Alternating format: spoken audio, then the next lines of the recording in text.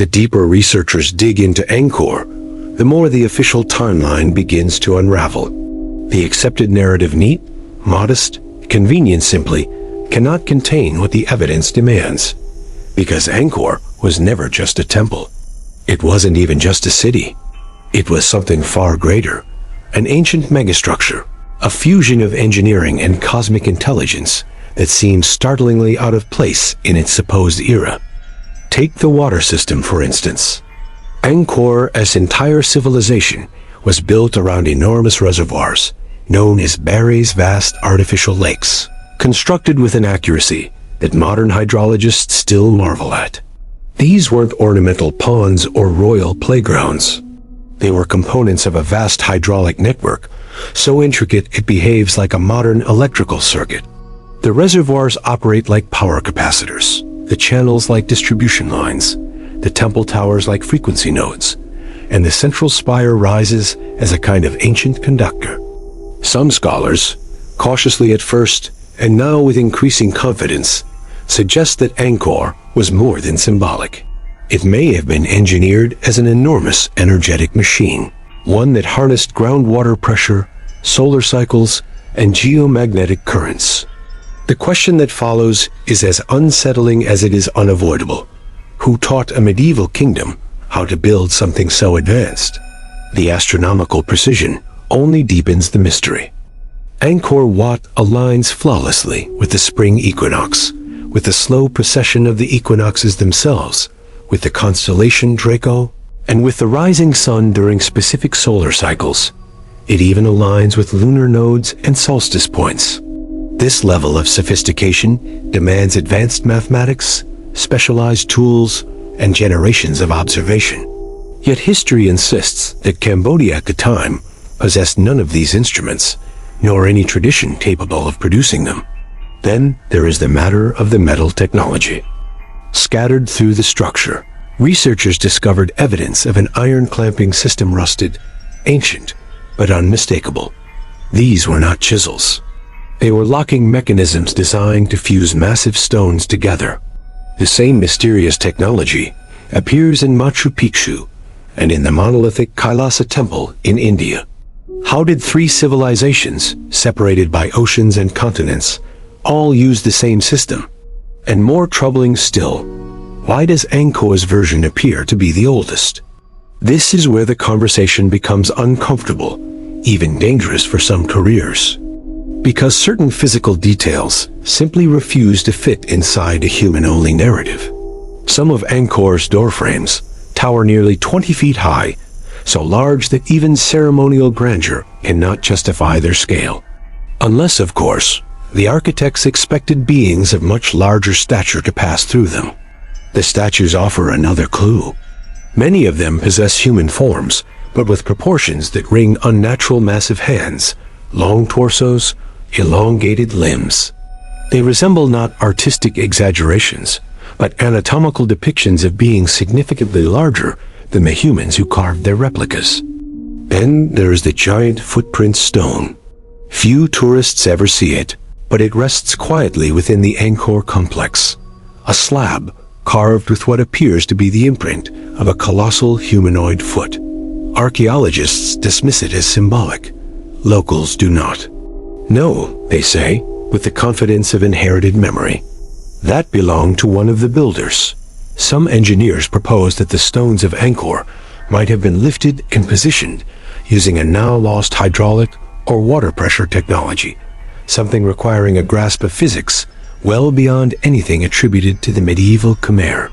Who possessed such knowledge? Certainly not the kingdom as we understand it, unless the knowledge was inherited from predecessors far older and far more capable. And then there is the haunting demographic mystery. At its peak, Angkor may have housed close to 1 million people, yet the city collapsed suddenly. The more researchers study it, the more it appears that the decline began after the disappearance of a particular ruling class 1, described in local legend as taller than any man, stronger than many, and children of the sky. There is a detail that archaeologists mention quietly, if at all. The later inhabitants of Angkor modified the original structures. They shortened staircases. they narrowed corridors. They added lower reliefs and replaced oversized doorways with smaller ones. It is as though they inherited a city built for larger beings and attempted to resize it to fit themselves. The implication is staggering. Imagine discovering skyscrapers built for another species and then renovating them to make them usable. That is precisely what the pattern in Angkor suggests. And the deeper one goes into the foundations, the more unsettling the evidence becomes. The oldest layers of Angkor are the largest and the most precise. This pattern echoes across the world. The oldest Egyptian pyramids are the biggest. The oldest stones at Baalbek are the heaviest. The earliest constructions at Machu Picchu show the most advanced stonework. Angkor aligns with this pattern perfectly. The older the stone, the more impossible the engineering. It is as if the earliest builders were giants. Humans arrived later, and the inherited knowledge slowly decayed over generations. Genetic analysis adds yet another layer of intrigue. When scientists studied the remains of early Angkor elites, especially those associated with its first royal dynasties, they discovered traits unlike those of later Khmer populations. Taller skeletons, strange bone densities, distinctive cranial forms. No direct ancestral matches. It was as though a separate race once governed the region, one that eventually vanished from the land but survived in its architecture and myths. Local historians still whisper the old description. They were the mountain people. Tall, strong, light-skinned, strangers descended from elsewhere. Rulers, builders, giants. In 2015, everything changed. LiDAR scans peeled back the jungle and revealed a hidden world. Roads wider than modern highways, water systems stretching miles across the landscape, forgotten neighborhoods, industrial zones, canals, buried chambers, and temples sprawling like ancient satellites. Angkor was not a city. It was a supermetropolis bigger than London, bigger than Rome, larger than any medieval European center. But the most shocking detail? Angkor appears to have been designed with perfect aerial perspective. The layout makes sense only from above. This is not something that can be mapped from the ground. It requires tools, vantage points, or technologies that should not have existed in the 12th century. Unless the planners saw from heights normal humans could not reach, or unless they came from above. Angkor's mystery is not isolated. Across the world, colossal ancient cities align with stars and solstices in astonishing synchronicities. Teotihuacan aligns with Orion. Giza mirrors the same constellation. Angkor aligns with Draco. Easter Island faces the solstice sun. All enormous, all megalithic, all too precise, too advanced, too cosmically aware for the eras they are assigned to. Could these be remnants of a long-lost global civilization, one built by beings more powerful, more intelligent, and more physically capable than us? If so, Angkor may be one of their last surviving outposts. Consider the stones, the engineering, the mythology, the anatomical oddities, the astronomical mastery, the unexplained technology. Each piece alone is a curiosity. Together, they form a revelation. The theory you are not supposed to entertain is simple. Angkor Wat was not originally built by the Khmer Empire. It was inherited. It was adopted. It was repurposed. It was the legacy of an earlier race of towering humans, a race remembered across cultures as the Devas, the Titans, the Nephilim, the Sky People, the Mountain Masters, the Giants. Long before modern nations, before recorded history, they may have raised these stones.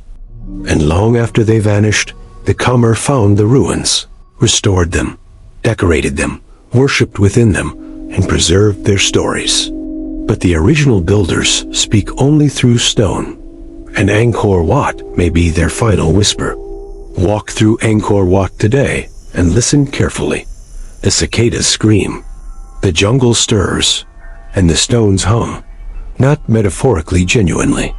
When the wind threads through the thousands of hidden cavities within the sandstone, it produces a faint vibrating sound, like the pulse of something ancient. It is as if the city is alive, as if it remembers, as if it can still feel the hands that set its first blocks, hands larger than ours, stronger than ours, the hands of giants. History insists that Angkor Wat is a triumph of human ingenuity. But the stones suggest another story, a deeper, forbidden story. And beneath the roots and the shadows, the truth still waits to be unearthed. Because Angkor Wat is not merely a temple. It is a question carved in stone. Who were the giants who built this place? And why did they vanish? When the answer finally comes, it will rewrite everything.